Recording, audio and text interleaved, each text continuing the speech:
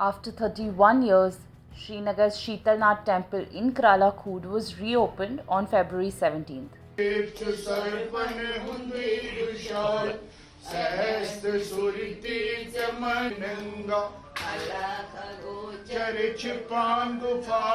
Temple bells rang as Basant Panchmi puja and a havan were performed in the presence of several migrant and non-migrant Kashmiri Pandits.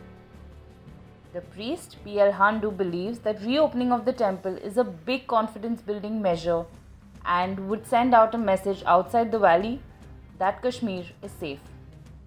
The temple had remained shut and rituals remained suspended since militancy erupted in the valley in the erstwhile state in 1990.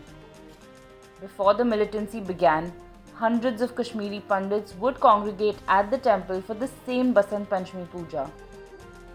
Firecrackers would be burst and vendors would set up stalls in the area in run-up to the celebrations.